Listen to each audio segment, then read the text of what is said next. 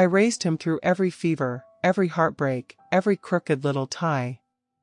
And still, at his wedding, they called me Margaret L. and sat me beside the trash.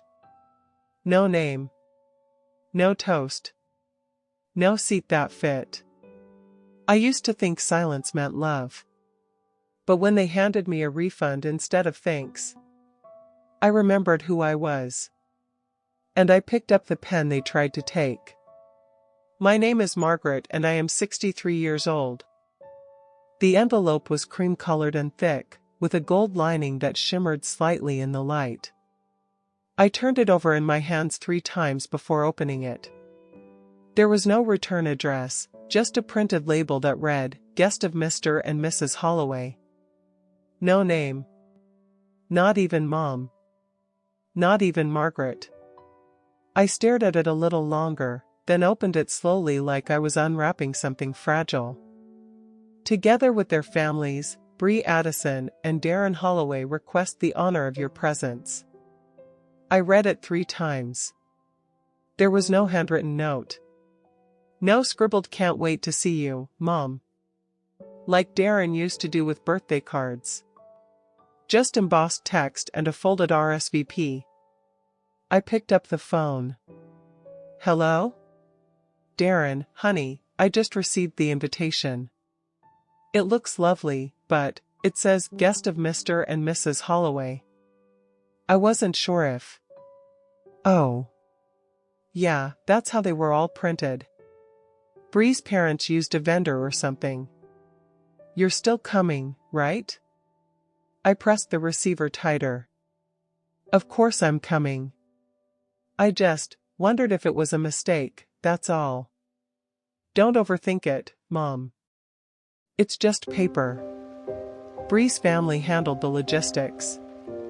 He said it like I should be grateful someone had included me at all. I'm just happy for you, I managed. I'll be there. After I hung up, I sat at the kitchen table with the invitation in my lap, like it might change if I stared at it long enough. My teacup had gone cold. I thought about calling Judith, but she'd see right through me. She always did. Instead, I walked upstairs to the bedroom closet. My hands trembled a little as I slid hangers across the bar. I hadn't been to an event this formal in years. And yet, as I pushed past coats and cardigans, I saw it, the pale blue dress I wore to Easter service 2 springs ago. Modest. Soft. Bree once told me it made me look gentle, which I never figured out if she meant kindly or invisible. This'll do, I whispered to no one. I folded it over the hanger and laid it on the bed. Then I drove to the mall and bought a shawl. Dove gray. Lightweight. It cost more than I should have spent, but I wanted something new. Something that said I belonged. Later that evening, I dialed Judith anyway. You got the invitation, she asked, her voice low like she already knew. I did. And? It said guest of Mr. and Mrs. Holloway. No name. No note. There was a pause. Oh, Margaret. He said Bree's family did it. That I shouldn't overthink it. Did you believe that? I swallowed hard. I want to. It's their big day. Judith sighed. I could picture her pinching the bridge of her nose the way she always did when she was holding back an opinion. You don't have to be grateful for crumbs, she said gently. You built that boy's world. Don't let them shrink you in it. I didn't answer. She changed the subject, asked me what I'd wear, who I might sit with. I played along. We both pretended it would be fine. The night before the wedding, I ironed the dress slowly, smoothing every wrinkle like it was a memory I was trying to preserve. I pinned a brooch on the shawl. Martin's mother gave it to me on our anniversary once. I smiled when I touched it. As I packed my bag, I kept checking the list again: shoes, earrings, medication, tissues. I caught myself standing in front of the mirror, just staring. You'll smile, I told the reflection. You'll nod and clap and be proud. But the ache behind my ribs didn't fade. I sat on the edge of the bed, invitation in hand again. That strange, impersonal label staring back at me. Guest of Mr. and Mrs. Holloway. I had once held Darren's hand through every fever, every night terror. I taught him how to tie his shoes and how to say sorry. I bought him his first suit. Now I was a guest. Still, I pressed the dress gently into my suitcase. Hope can be stubborn like that. The venue smelled like roses and roasted garlic, and the chandeliers sparkled as if someone had polished each crystal by hand. I stepped through the main doors clutching my small gift bag, wearing the pale blue dress and the new shawl I'd folded so carefully. Hi. Name, a girl chirped at the check-in table. She looked barely 18. Margaret Holloway, I said, straightening my shoulders. She scanned the list quickly. Oh, here you are. Margaret L.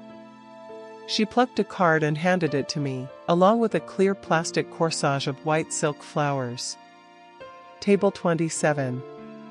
Back left, near the exit. You can follow the signs. She was already waving the next guest forward. I stared at the corsage in my hand. The elastic band was too tight. I slid it onto my wrist anyway. Excuse me, I said softly, L? My last name's Holloway. Yeah, it just says L. Maybe a typo? She smiled, distracted. Enjoy the night. Table 27 was tucked in the farthest corner, between a coat rack and the hallway to the restrooms. The music sounded muffled from there.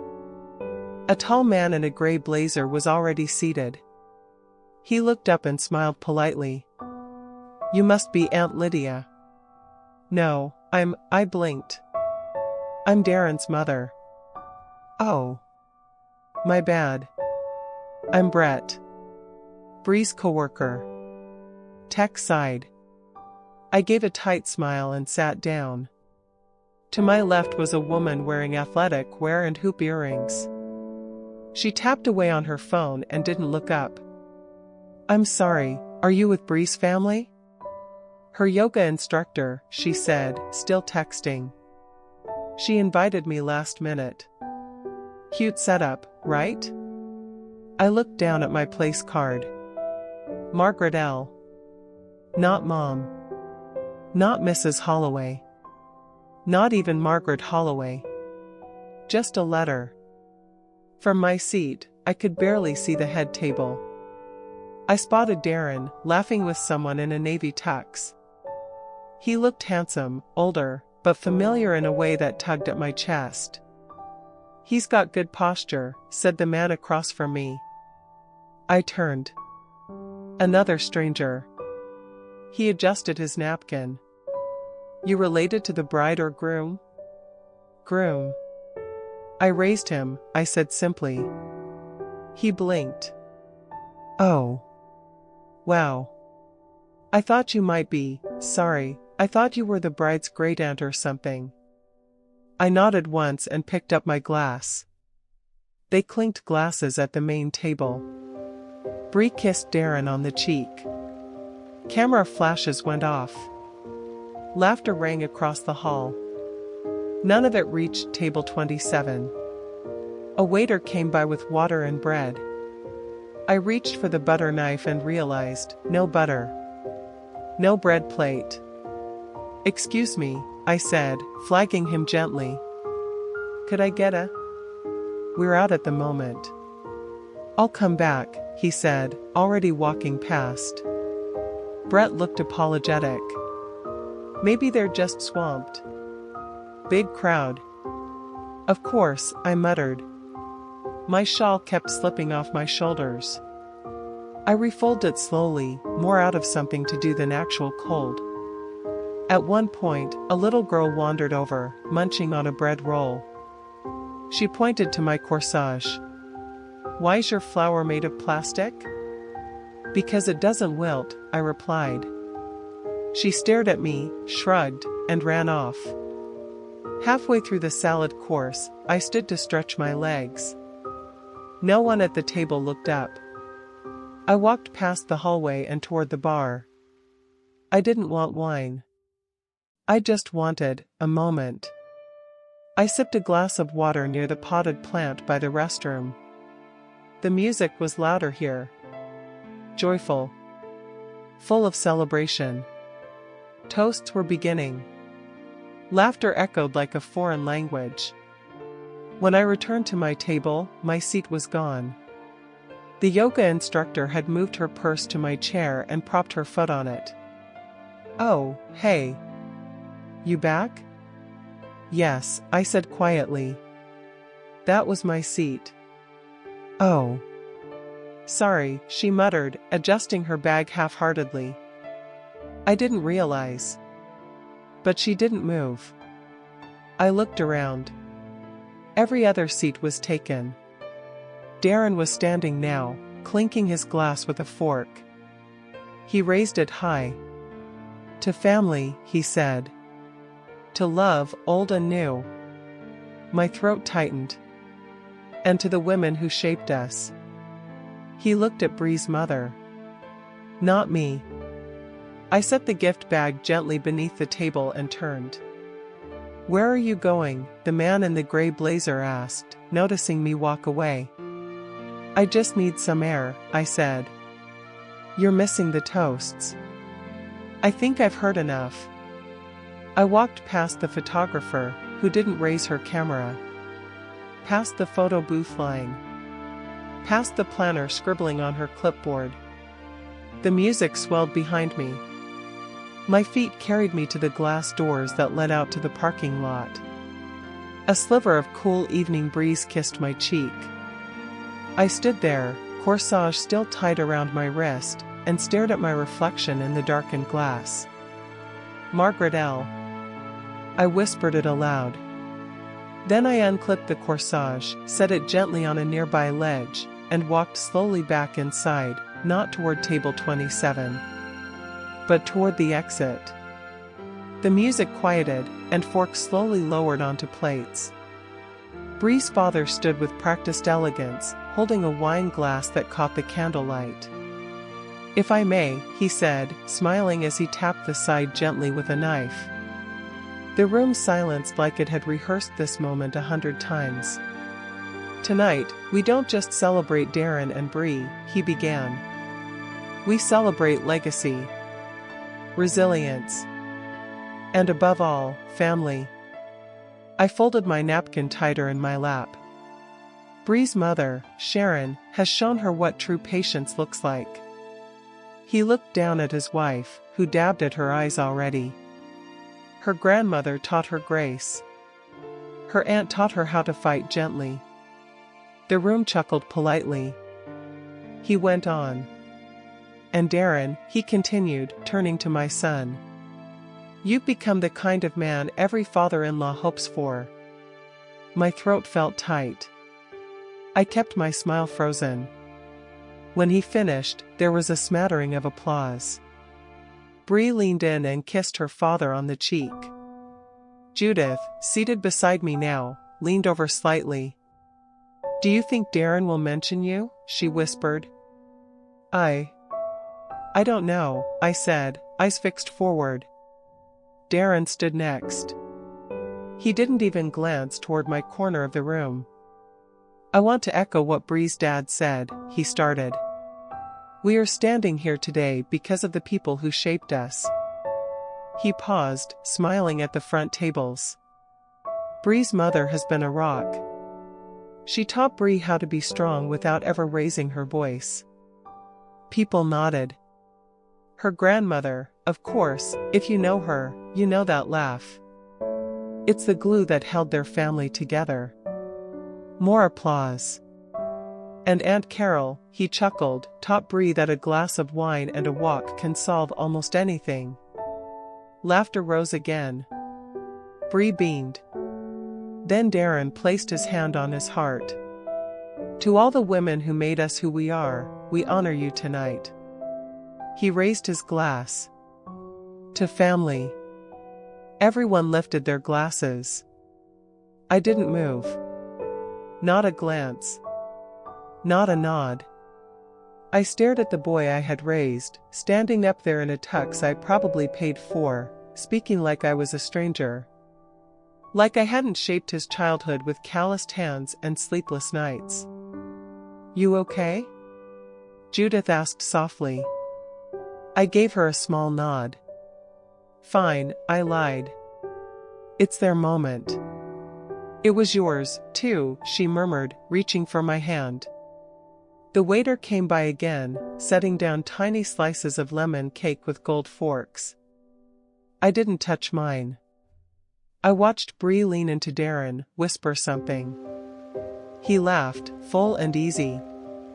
I remembered when he used to do that with me. When he'd wrap his arms around my waist and say, "Mom, you're the best baker in the world." He hadn't said my name in front of a room full of people. He hadn't even looked my way.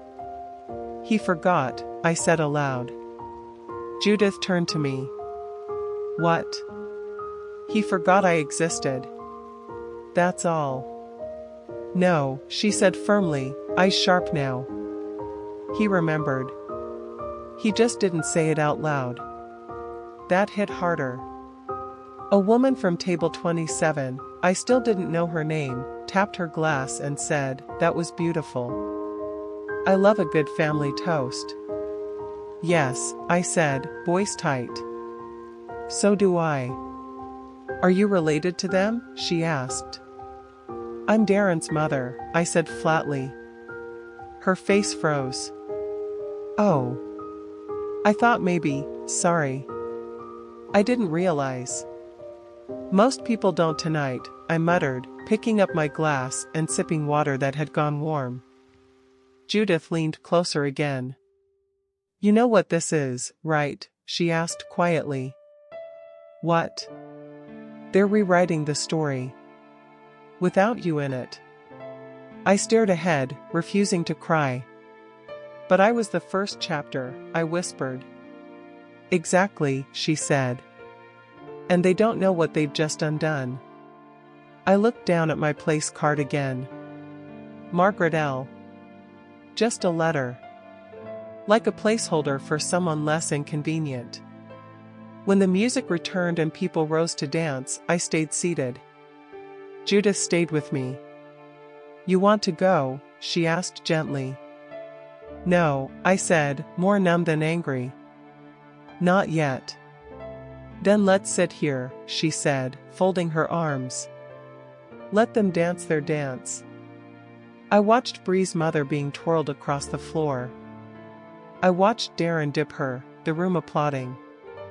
And I stayed seated, a guest at a celebration I helped build, wearing the corsage they gave me, beside people who didn't know my name. The parking lot was nearly empty by the time I reached my car. Crumpled napkins fluttered under tires. Faint music still spilled from the venue doors behind me, Bree's laugh, the clink of champagne, the scrape of chairs shifting into dances. I unlocked the car, tugged open the heavy door, and froze.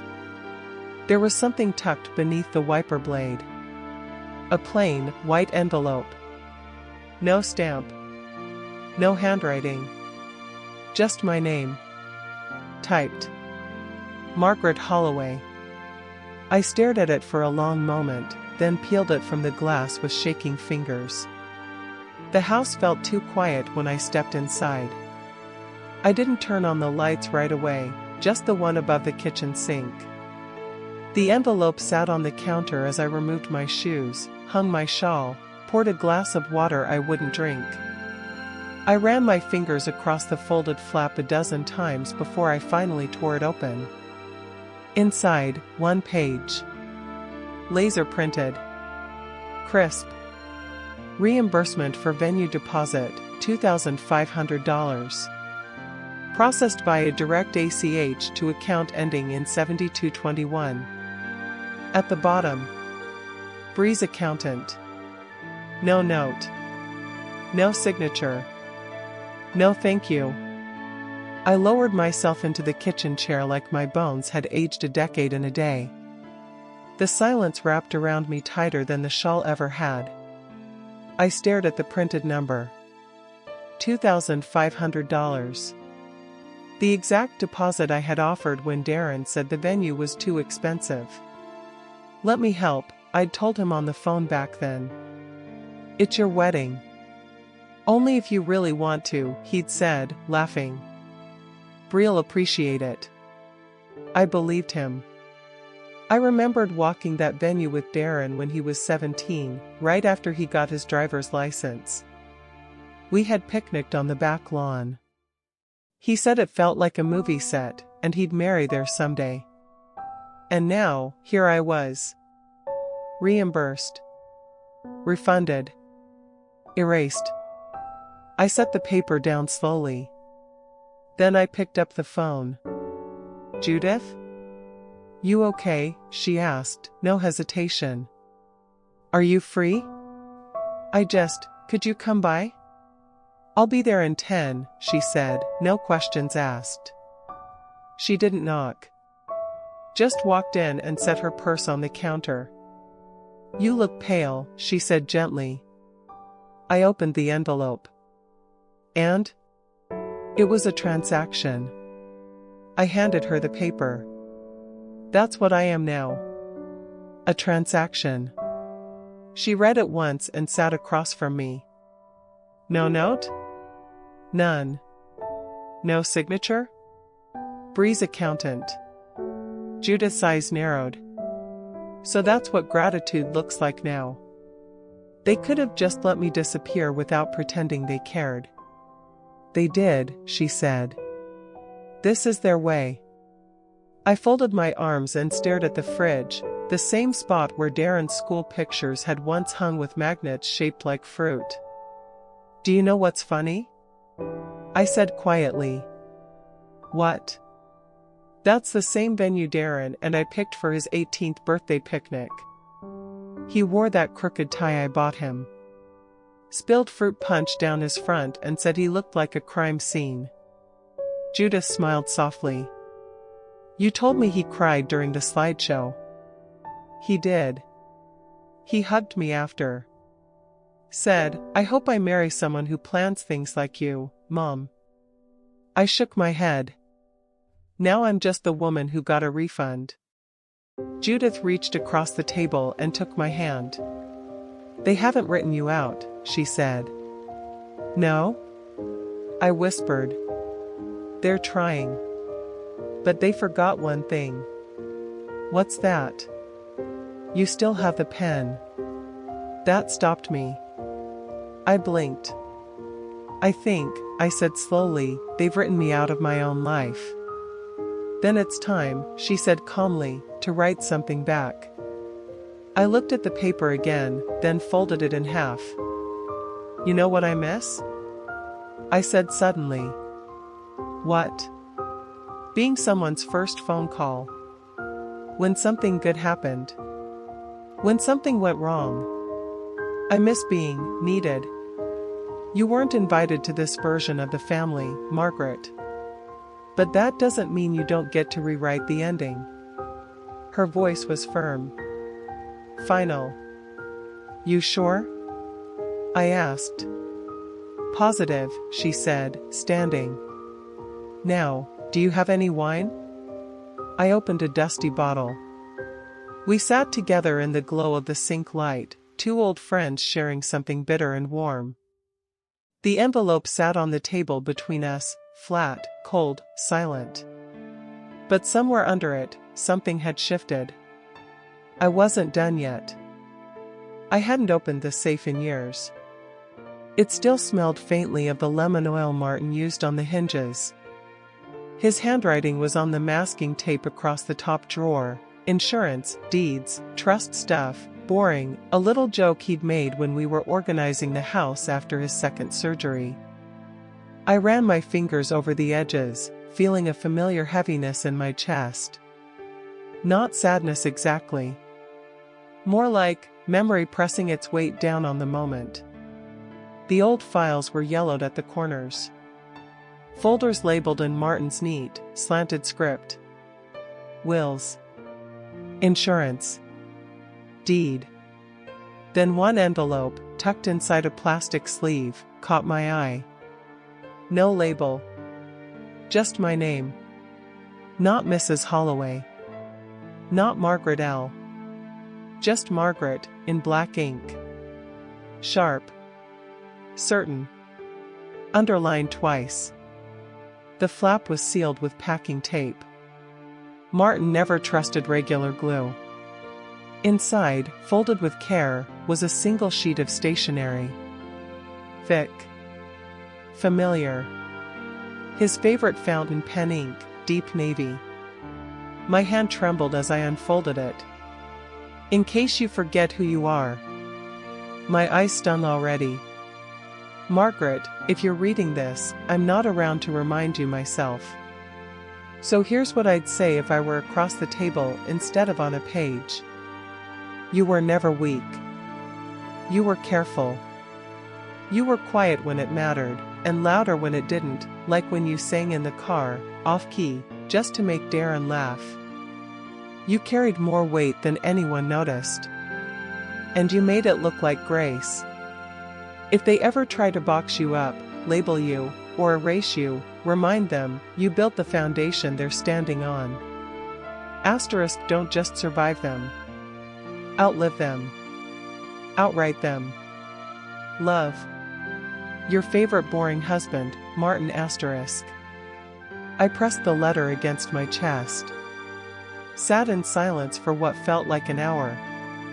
The house creaked above me. The heater clicked on. I was still holding my breath. When I finally folded the paper again, I noticed a second document tucked behind it. A notarized trust revision. Martin's signature. My signature. Dated 5 years before his last hospital stay. And one line, highlighted in yellow. In the event of my death, full control of shared estate transfers to Margaret Holloway, with discretion to reallocate family assets as she sees fit. There it was. I took the paper and walked straight into the kitchen.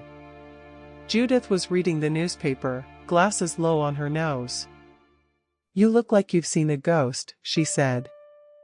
I saw Martin, I replied, holding up the envelope. In his handwriting. She set the paper down slowly. What is it? I handed her the letter.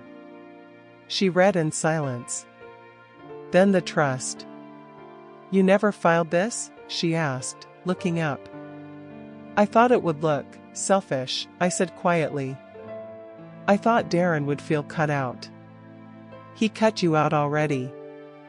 I exhaled through my nose. I thought I was being generous. No, she said. You were being polite. There's a difference. She set the letter down gently and touched my hand. This isn't revenge, she said. What is it, then? It's remembering your name. I stared at the envelope again. My name. Written like it mattered. He knew, I whispered. Of course he did. That night, after Judith went home, I sat at the kitchen table with my laptop open. The cursor blinked on a blank screen. I opened my contacts. Found Monica Bailey, our old estate lawyer. Clicked compose. Subject, urgent trust filing, Martin Holloway. Monica. I hope you're well. I've come across a trust revision signed and notarized by Martin and myself 5 years ago. It was never officially filed. I'd like to meet and explore options for activating or updating it. Thank you for your discretion. Warmly. Margaret Holloway asterisk. I hit send. And for the first time in weeks, I exhaled. Monica's office hadn't changed. Same mahogany shelves, same pale gray walls, same little bowl of peppermint candies on the corner of her desk. She stood when I entered, smiling warmly. "Margaret," she said, offering her hand. "I was hoping I'd hear from you again." "It's been too long," I said as we sat. She gestured toward the folder clutched in my hands. "So, the trust?" I slid it across the desk, careful not to wrinkle the edges. She pulled out the documents, her brow lifting just slightly as she scanned. "Martin's handwriting," she murmured. "Still impossible to mistake. He made sure I wouldn't." She nodded slowly, flipping through the signatures, the notary stamp, the highlighted sections. "You never filed this?" "I didn't think I'd need to." "And now?" "Now I know better." She closed the folder, laced her fingers together, and looked me directly in the eyes. "We can file it retroactively.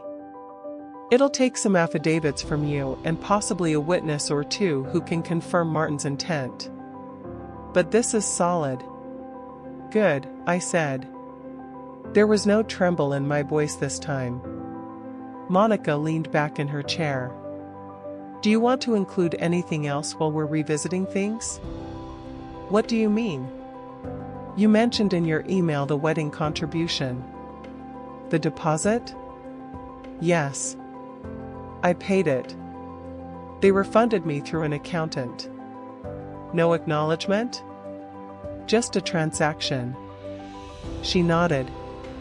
"You have the right to document that contribution as a conditional loan. Since you were not listed as a donor or co-signer, we could apply it as a lien against Darren's future inheritance. It's not punitive, it's a formality. But one that sends a message." I hesitated. "Would that be cruel?" "Margaret," Monica said gently, "cruel is what they've already done." I looked down at the form she was now sliding toward me. Every line represented something I'd once been too polite to say. But silence hadn't protected me. It had erased me. "Will it affect him legally?" I asked. "It will make sure your contribution is respected.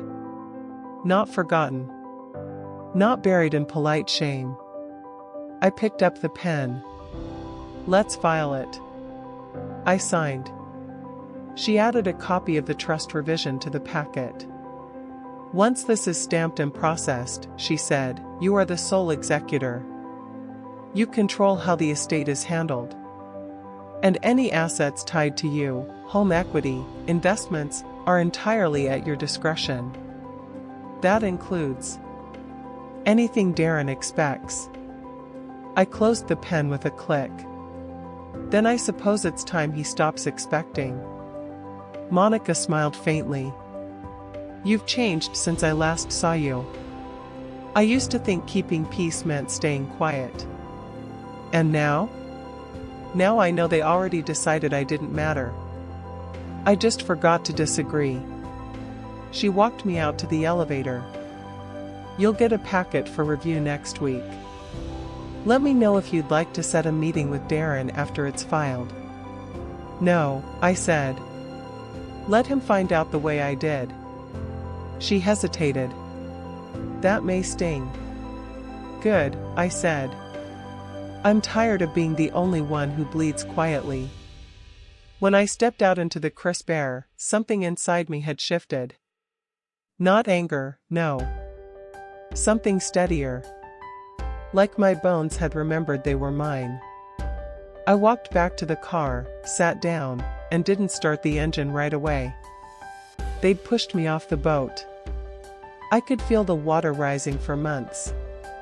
But they didn't expect I'd learn how to swim. The envelope was cream again. Hand-delivered this time. No guest of.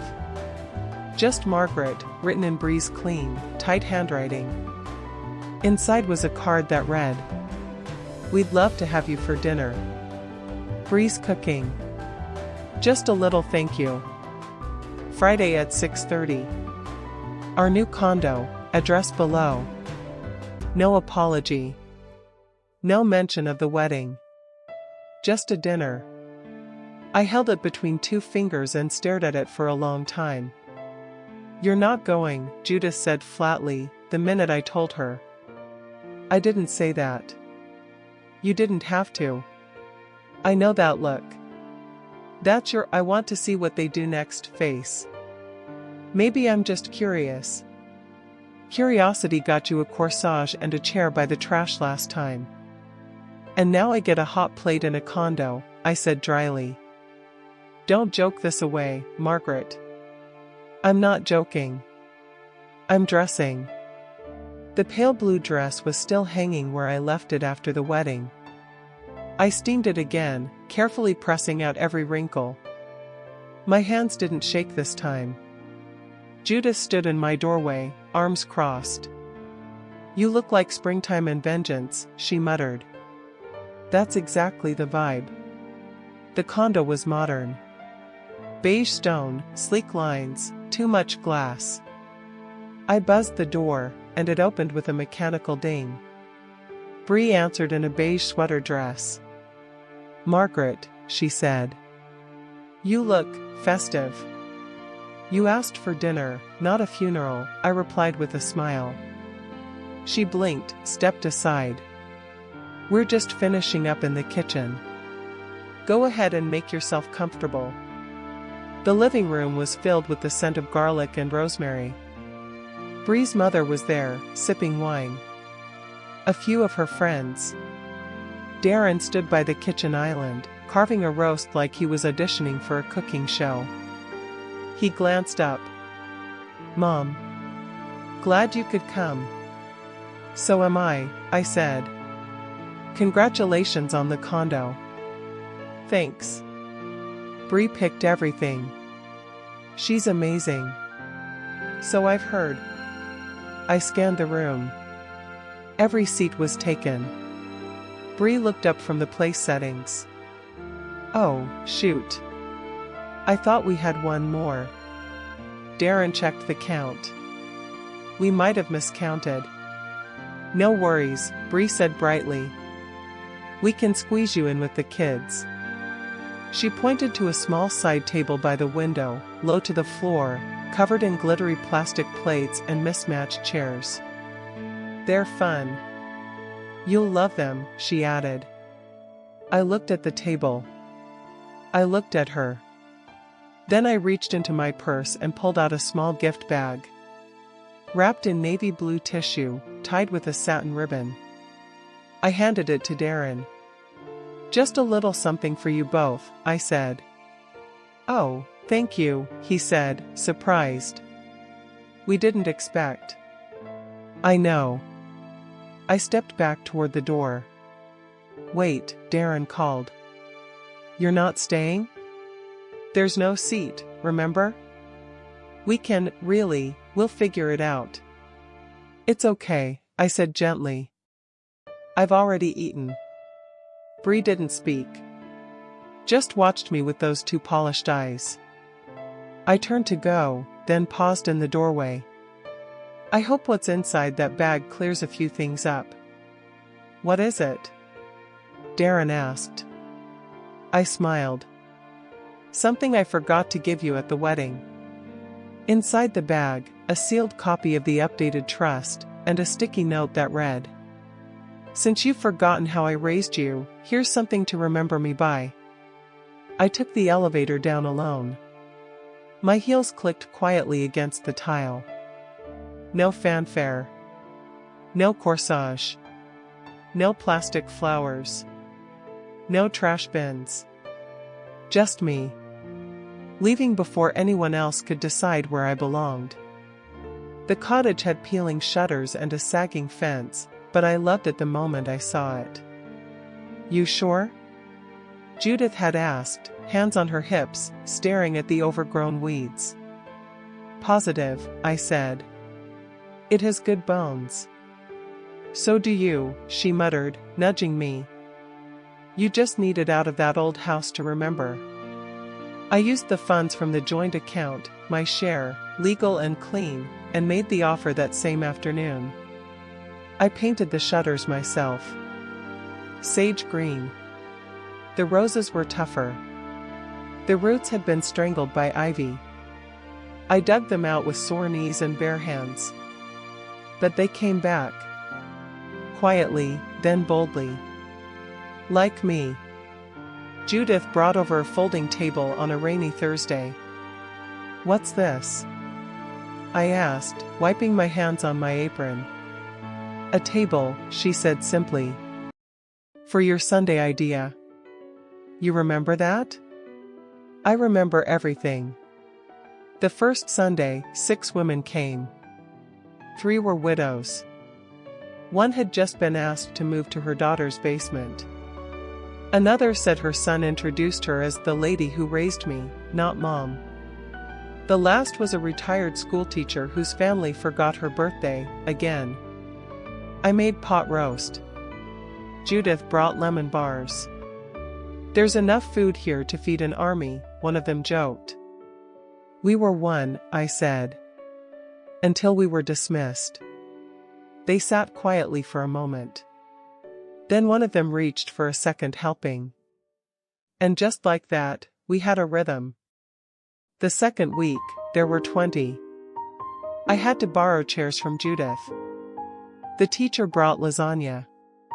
Someone brought candles. One woman embroidered napkin rings with our names. "Why nameplates?" she asked. "Because too many of us have been forgotten," I said. "Here, we're not extras." By the 4th Sunday, the front yard was full of laughter. Folding chairs. Laughter that cracked open old walls and let sunlight in. "Margaret," one of them said between bites of pie, "how did you think of this?" I stopped asking for a seat, I said. "So I built a table." Later, Judith and I sat on the porch, sipping iced tea. "You know," she said, "you could turn this into something official." "Like what?" "A center. A group. A non-profit. Something bigger."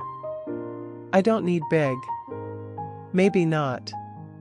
But they might." I looked out at the women still chatting under the garden lights. Laughing like they'd never been told to sit in the corner. "You built this from nothing," Judith said softly.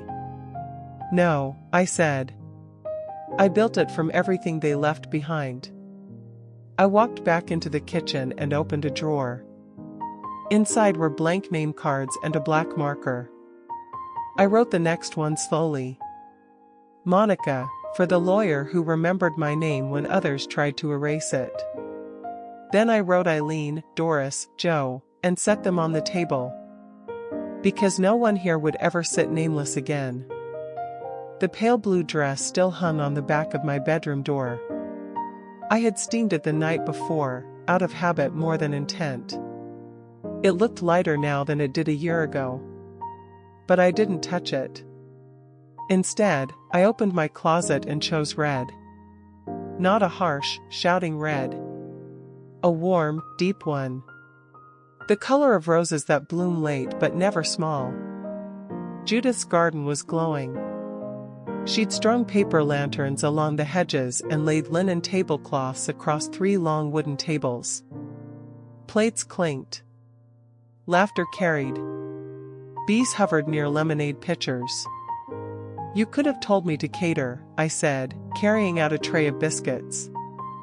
"And deny you the pleasure of watching me almost burn the cornbread," she grinned. "You didn't almost. You did." She shrugged and popped one in her mouth. It had been a year since the wedding. A year since the corsage. Since the trash bins. Since I was quietly placed in the corner and told to smile through it. And here I was. At the center of a table I had built with my own hands. Among women who refused to vanish. Eileen, who now ran the welcome circle. Doris, who taught Tai Chi in the backyard on Wednesdays. June, who brought her knitting and her sarcasm. And Monica, who came straight from court that morning and still had ink on her wrist. They were all here. Every name, written and read. Judith tapped a fork gently against her glass. "All right, ladies," she said. quiet for a moment. The woman of the hour has something to say. All eyes turned to me. I stood slowly, letting the sun find my shoulders. I wasn't sure I wanted to mark this day, I began, holding my glass. Last year, I was handed a corsage and a chair by the trash bins. They called it kindness. Soft murmurs passed through the table. They gave me plastic flowers and a plastic smile. And I wore my softest dress. The one I thought made me blend in just enough to be accepted. I looked around. Today, that dress stayed on the hanger. And I wore red. A few women smiled. One clapped quietly. I used to believe that silence meant strength. That shrinking made me easier to love. That disappearance was the cost of peace. I raised my glass. To every woman who was seated near the exit. Who was cropped out of the photo? Who baked the cake and wasn't thanked? To every woman who still showed up. A soft chorus echoed, to every woman. To those of us who stopped waiting for a seat and built our table. To those who know that names matter. That presence matters. That our stories don't begin or end with how others choose to remember us. They lifted their glasses higher. And to Red, I said with a smile. For finally choosing to be seen. We drank. We laughed. Judith leaned in and whispered, "You didn't cry once." I didn't need to, I said. I already mourned what I lost. Now I'm celebrating what I made. Later that afternoon, while folding napkins, I glanced at the empty blue dress hanging in the window of Judith's laundry room. "You think you'll ever wear it again?" she asked. "Maybe," I said. "But not to disappear." The garden cleared slowly. Women left hugging. Laughing. One slipped a note into my hand that said, "Thank you for reminding me I'm not a ghost." I placed it in my pocket. And as I watched the last of the lanterns sway in the breeze, I thought. I didn't need Darren or Bree to see me. I saw myself. And now, I was not alone. Hit the like button, share it with someone who needs to hear it. And subscribe for more true feeling stories about silent strength and second chances. Your voice matters, just like hers did.